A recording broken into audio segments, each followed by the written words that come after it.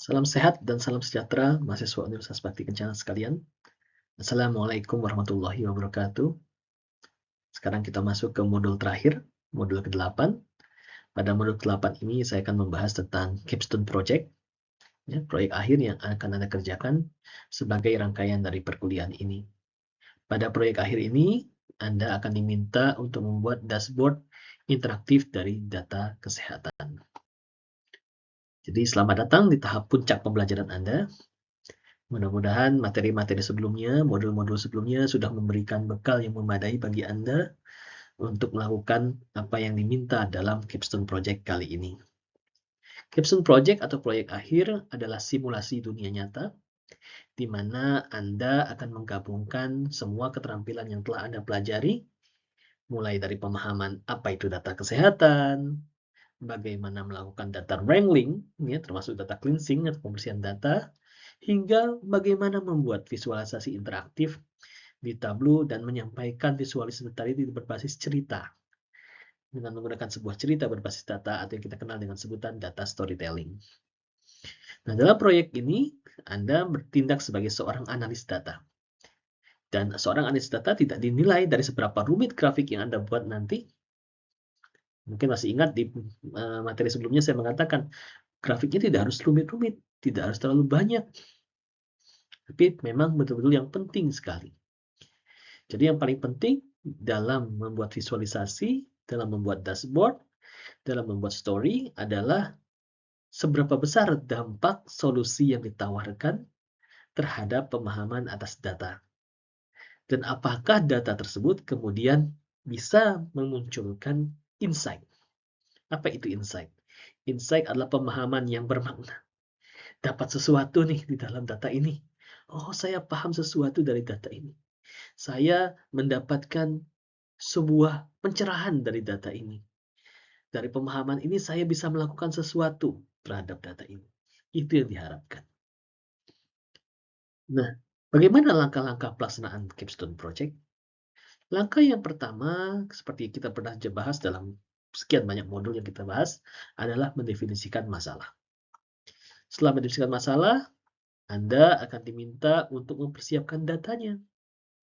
Bisa dengan mendapatkan data dari sumber yang langsung, ya, misalnya dari sistem informasi rumah sakit misalnya, atau mendapatkan data dari sumber-sumber tidak langsung, misalnya dari website Kementerian Kesehatan, dari portal-portal open data, baik yang di tingkat provinsi, di tingkat nasional, maupun dari media sosial tempat berbagi data, contohnya dari Kaggle. Ya, itu untuk persiapan datanya. Setelah itu datanya perlu diapakan? Perlu di-cleansing, ya, dibersihkan, data wrangling, disamarkan data-data pribadinya, dan sebagainya. Silakan simak lagi modul-modul sebelumnya. Lalu yang ketiga, Anda diminta melakukan analisis data.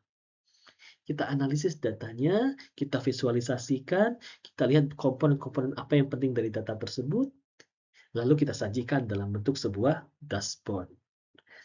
Nah, setelah itu dijelaskan kepada para audiens, apakah ada temuan bermakna dari hasil analisis data yang Anda lakukan? Apakah ada interpretasi tertentu dari data tersebut dan rekomendasi apa yang Anda berikan sebagai tindak lanjut yang konkret? Dan ini semua disusun dalam bentuk data storytelling. Baru yang kelima, apa yang Anda hasil analisis atau story yang Anda buat, kita publikasikan. Kita publishing di dalam tabel publik. Itu 5 langkah yang perlu Anda lakukan, dan langkah ini Anda akan jalankan dalam proyek akhir atau capstone project yang akan Anda kerjakan sekarang. Nah, sebelum kita mulai, kita masuk ke definisi masalah dulu. Intinya, ketika mendefinisikan masalah, Anda harus menjawab 5W1H. What? Apa masalahnya? Why? Mengapa masalah itu ada? When? Kalau ada dimensi waktu, kapan masalah ini muncul? Apakah sekarang? Apa beberapa waktu yang lalu? Atau nanti akan muncul di ke depan? Where? Di mana masalah tersebut muncul? Who? Siapa yang berkepentingan dengan masalah ini? Dan how? Bagaimana kita mengatasi masalah ini? 5W1H adalah kerangka yang sangat baik untuk mendefinisikan masalah. Jadi jangan langsung menyentuh data sebelum Anda tahu masalah apa yang ingin Anda pecahkan.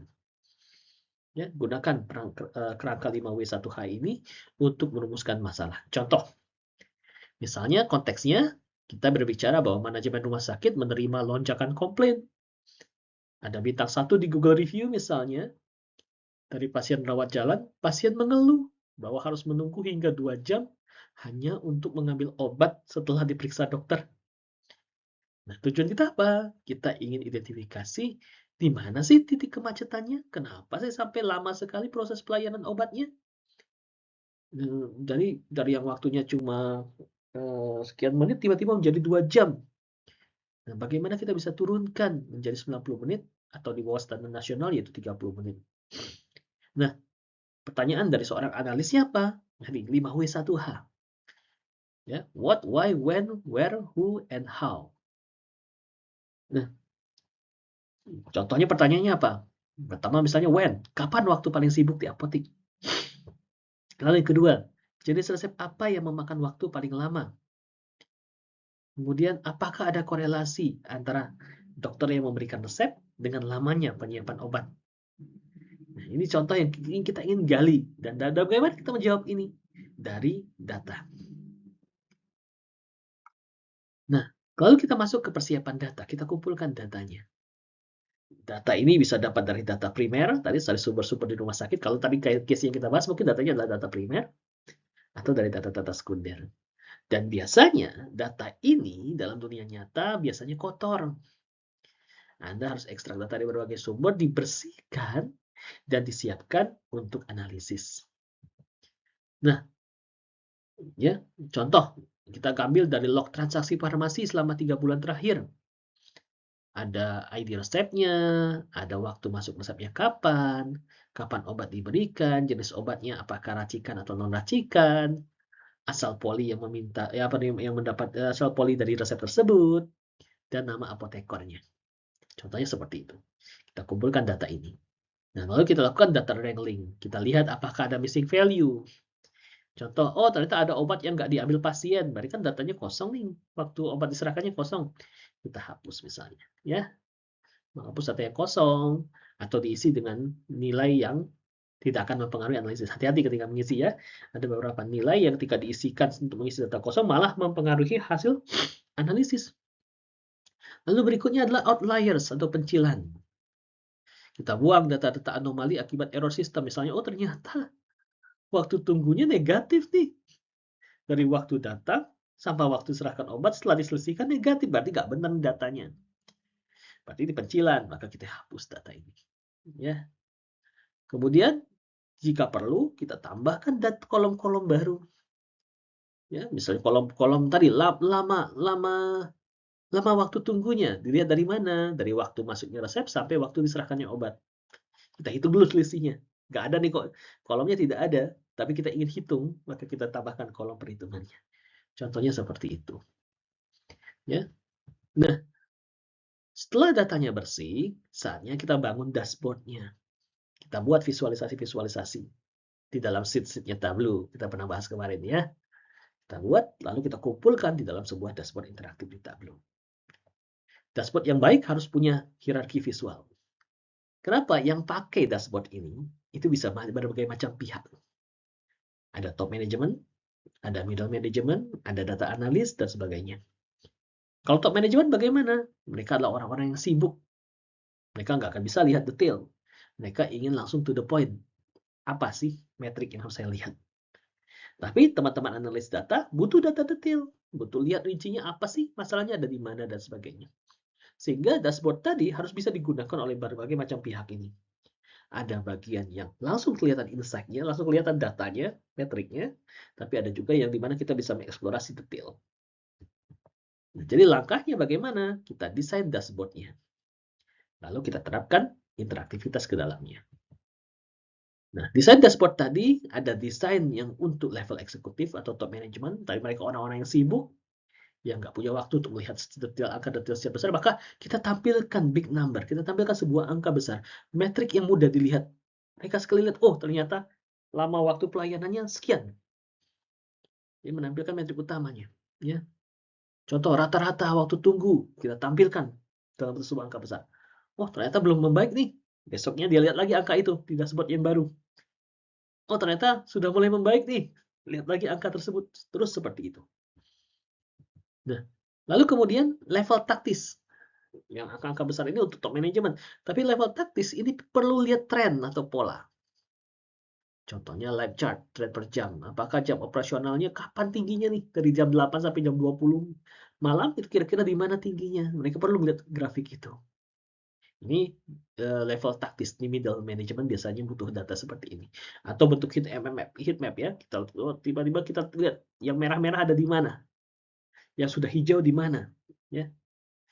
Kira-kira seperti itu. Tapi kemudian di beberapa pihak, contohnya data analis dan sebagainya, ingin menganalisis lebih detail lagi. Akar masalahnya ada di mana sih? Maka di sini kita tampilkan bentuk data yang lebih detail lagi, misalnya dalam bentuk bar chart. Ya, membandingkan rata-rata waktu tunggu obat per jenis obatnya. Disandingkan. Jadi di situ ketahuan, oh ternyata yang bikin lama tuh obat yang mana nih? Yang racikan atau yang non racikan?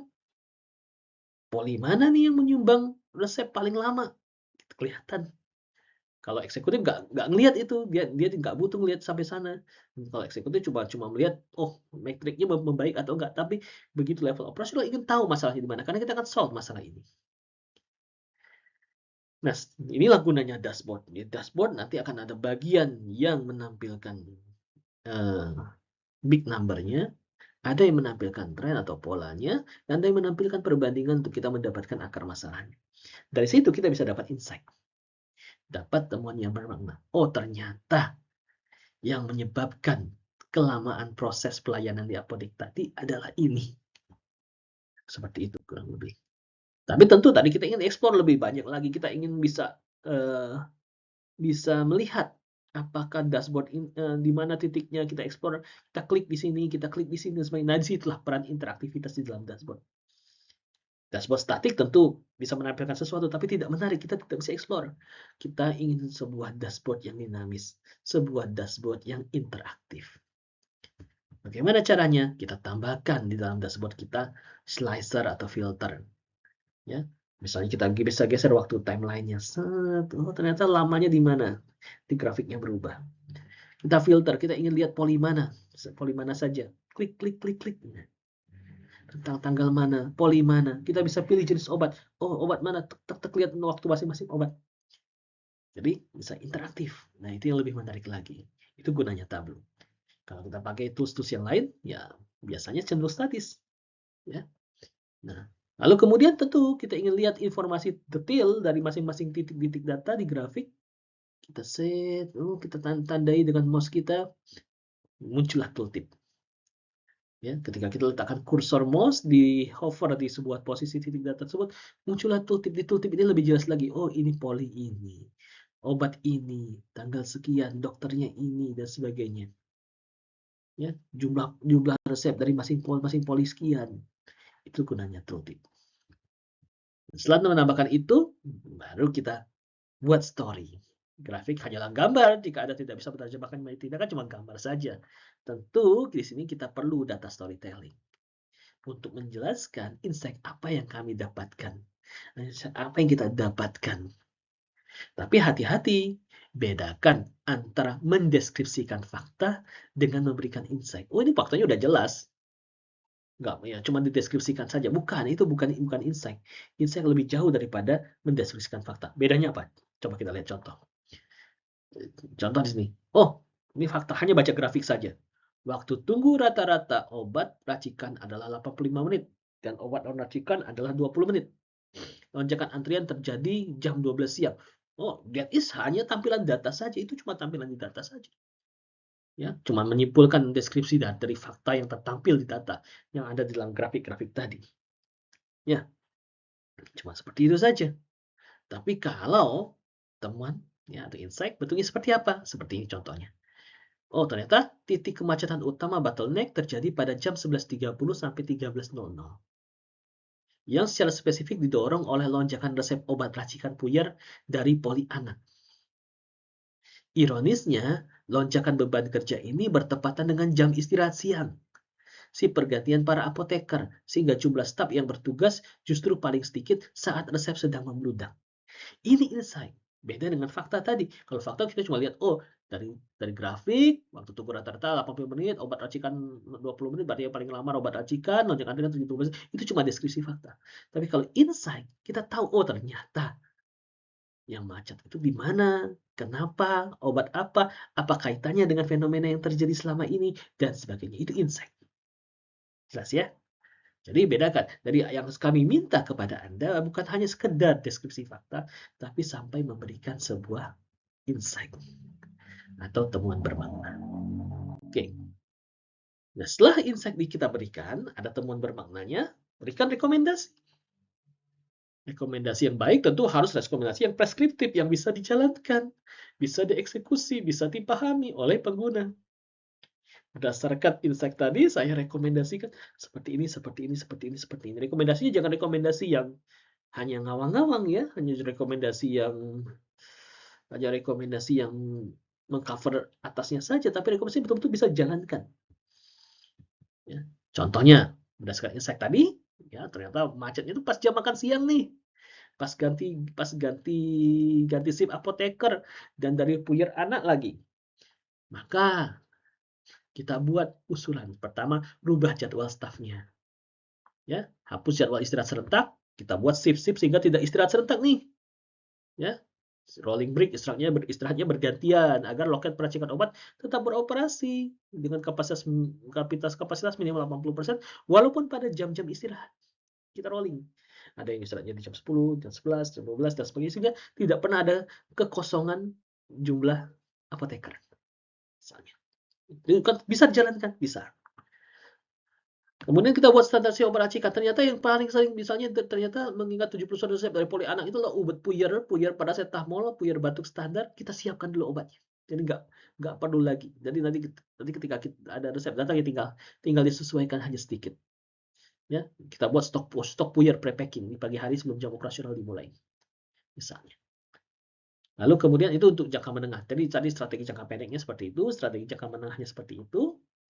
Jadi kita buat 3 strategi ya. Strategi jangka pendek, strategi jangka panjangnya, jangka menengahnya seperti apa. Jangka panjangnya bagaimana? Kita integrasikan sistem farmasi dengan WhatsApp. Pasien dengan obat racikan diperbolehkan pulang dulu atau makan dulu, nggak perlu nunggu dulu. Ya, nanti diberitahu kalau obatnya udah siap. Ya, obat Anda sudah siap, bisa diambil sehingga pasien nggak mengeluhkan, dia bisa melakukan aktivitas yang lain. Nanti dia bisa ambil di beberapa waktu kemudian. Contohnya seperti itu. Nah, inilah rangkaian-rangkaian yang perlu Anda lakukan dalam capstone project ini. Ya, dari mulai mendefinisikan masalah, nanti Anda tulis ini di dalam sebuah template laporan. Nanti laporannya akan disediakan oleh pihak universitas ya.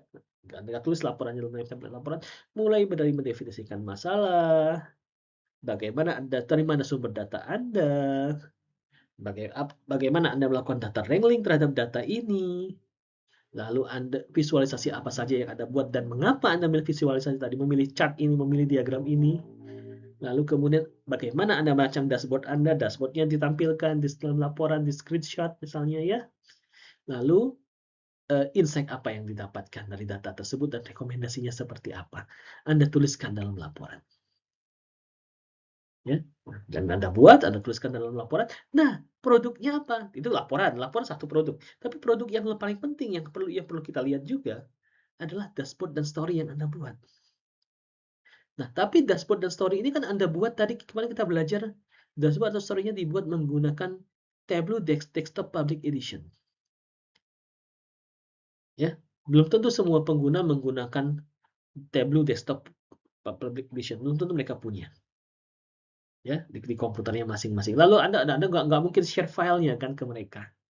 Inginnya orang bisa akses kapan saja dan di mana saja dari story yang Anda buat atau dashboard yang Anda buat. Tentu nantinya harus bisa diakses oleh para penilai. Ya, akan ada tim penilai yang menilai dashboard atau story yang Anda buat. Nah, disinilah langkah terakhir yang perlu Anda lakukan setelah membuat laporan dan sebagainya. Anda publish. Ya, dashboard dan story yang Anda lakukan, Anda publish. Anda publikasi. Ya. Jadi yang dirakit tadi Anda rakit di tabel desktop, di komputer, kan nggak kelihatan sama orang lain. Anda publish.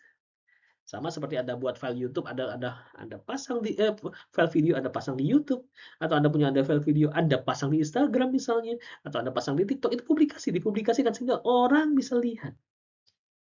Ya, banyak orang bisa lihat di sini. Ya. Jadi pengguna ini tidak perlu akses filenya langsung, mereka bisa akses dari sebuah media tertentu. Nah, proses mengunggah dashboard atau story ini kita sebut sebagai publishing, ya. Nah, di dalam Tableau ada 2 jalur untuk publish, yaitu menggunakan Tableau publik atau menggunakan Tableau server atau Tableau cloud. Untuk tugas ini, saya akan merekomendasikan Anda menggunakan Tableau publik. Karena pihak Universitas Bakti Kencana belum punya Tableau server atau Tableau cloud-nya. Kita gunakan Tableau publik. Tableau publik itu seperti YouTube-nya Tableau, ya, yang digunakan oleh orang umum. Nanti saya jelaskan tentang Tableau publik, ya. Tapi kita juga bisa, juga bisa mengekspor hasil dashboard kita, hasil story kita tadi menjadi file PDF, menjadi file PPT atau PowerPoint. Nah, tapi bentuknya berarti statis, berarti kita tidak bisa interaktif lagi kalau dia udah jadi PDF atau PowerPoint. Nah, ini kita sebut dengan proses ekspor. Nanti saya akan jelaskan juga. Oke, kita mulai dari Tableau publik dulu. Tableau publik adalah platform gratis yang disediakan oleh Tableau, di mana orang yang membuat dashboard, orang yang membuat story bisa upload dashboard atau story yang dia buat. Dan upload dashboard dan story yang dia buat bisa dilihat oleh banyak orang di seluruh dunia. Bisa berinteraksi, bisa klik-klik dashboard yang Anda buat, bahkan mengunduh data di balik dashboard yang Anda publikasikan di sini.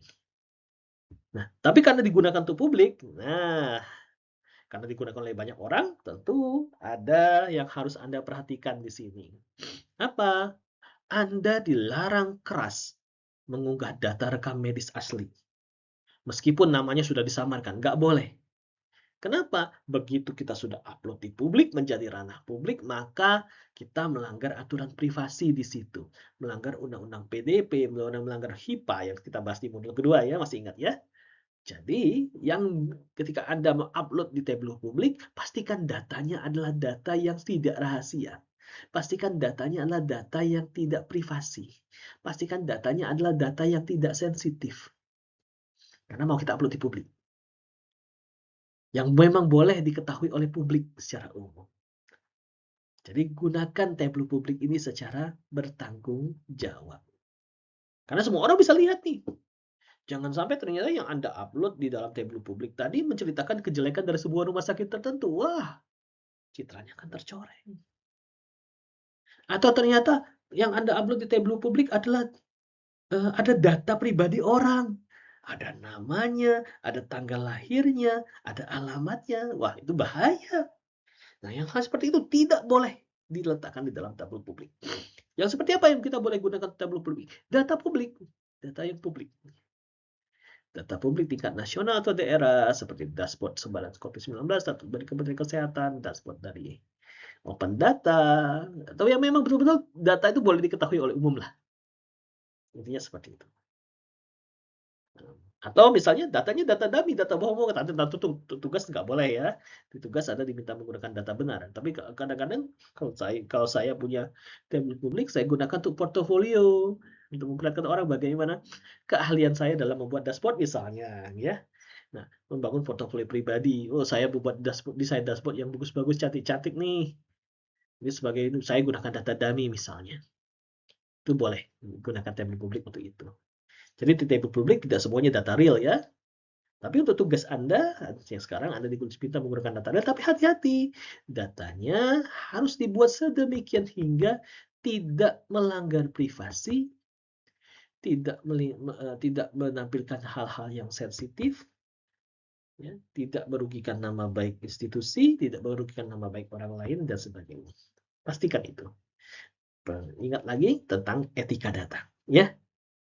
Nah, itu tadi tugas ini nanti Anda akan gunakan Tableau publik untuk mengupload dashboard atau story Anda. Setelah Anda upload ke Tableau publik, ya, caranya bagaimana? Caranya seperti ini. Anda buat akun gratis dulu di Tableau publik, ya. Akunnya gratis kok. Anda buat akun di situ.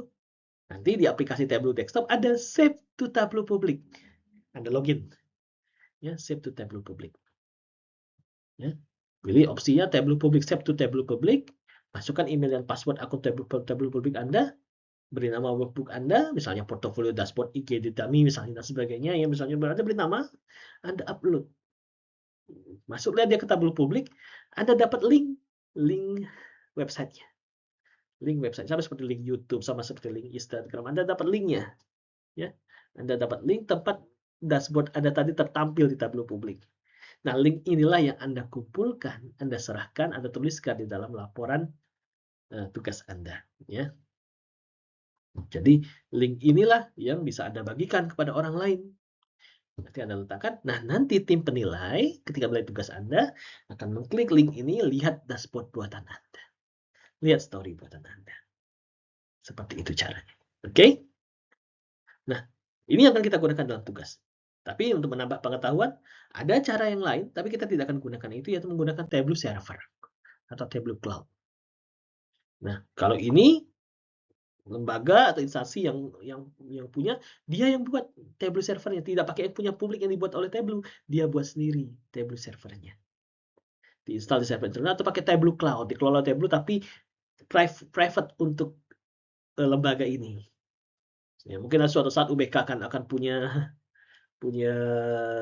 Tableau seperti ini, boleh saja ya. Jadi diupload ke sana. Untuk sementara kita belum punya, jadi Anda pakai Tableau publik. Tapi nanti kalau udah punya, ya kita bisa pakai di sini, dikelola instansi. Nah, kalau ini berarti apa? Yang gunakannya terbatas. Kenapa harus punya login ke Tableau Server, Tableau Cloud ini? Beda dengan Tableau publik. Kalau Tableau publik, orang nggak, ya orang semua orang bisa akses. Kalau di sini hanya orang-orang tertentu. Nah, kalau yang seperti ini, baru kita boleh tampilkan data-data sensitif. Baru kita boleh tampilkan data-data yang data-data operasional medis. Karena yang akses terbatas, beda dengan Tableau publik. Di sini Anda bisa punya kendali penuh, siapa yang boleh lihat, lihatnya sebatas apa. Beda dengan Tableau publik. Kalau Tableau publik enggak, Anda nggak bisa batasi, ya semua orang bisa lihat. Ya. Nah, ini menggunakan Tableau Server, Tableau Cloud. Nah, jadi ada dua ya, kalau kita ingin online pakai Tableau Server atau Tableau Cloud atau Tableau publik. Tapi untuk tugas kita akan pakai Tableau publik.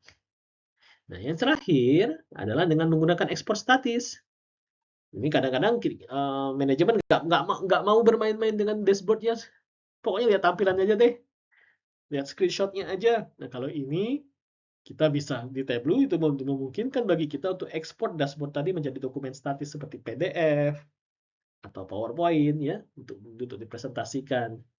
Caranya gampang, di aplikasi Tableau klik menu File, Export as PowerPoint, File, Export as PDF atau Print to PDF dan sebagainya. Jadilah dia file. Ini ekspor statis. Tapi tentu kelemahannya apa? Dengan cara ini ya tadi dashboardnya cuma kelihatan sebagai gambar saja, tidak bisa dioperasikan, tidak bisa difilter, tidak bisa di slicer, nggak bisa digeser-geser, nggak bisa diklik-klik, nggak bisa kelihatan tooltipnya dan sebagainya. Itu kelemahannya kalau menggunakan ekspor statis. Oke, jadi ada 3 tadi ya cara publikasi. Dari publishing-nya, Tableau publik, Tableau server or Tableau cloud, dan ekspor statis. Untuk tugas kalian akan menggunakan Tableau publik. Demikian penjelasan saya. Semoga perjalanan kita selama 8 materi, 8 modul ini dapat memberikan Anda sebuah kompetensi di bidang analisis data. Apa yang kami ajarkan masih kulitnya dari proses data analisis. Masih basicnya. Anda perlu melakukan eksplorasi lebih jauh secara mandiri atau belajar dari berbagai media untuk mendapatkan pengetahuan yang lebih dalam lagi. Ya. Tapi setidaknya ini memberikan insight bagi Anda bagaimana kerja seorang data analis dan pentingnya data analis di masa sekarang ini. Ya.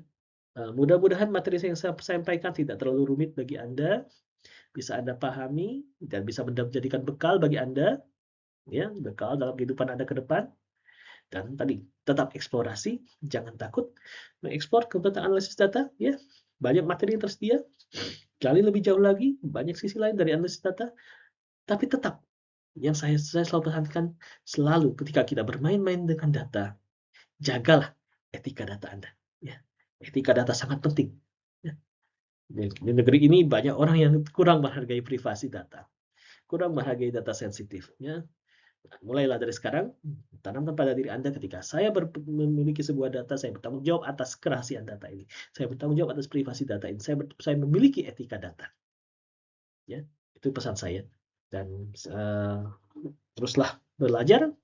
Sampai jumpa pada materi-materi yang lain. Selamat bereksplorasi. Terima kasih.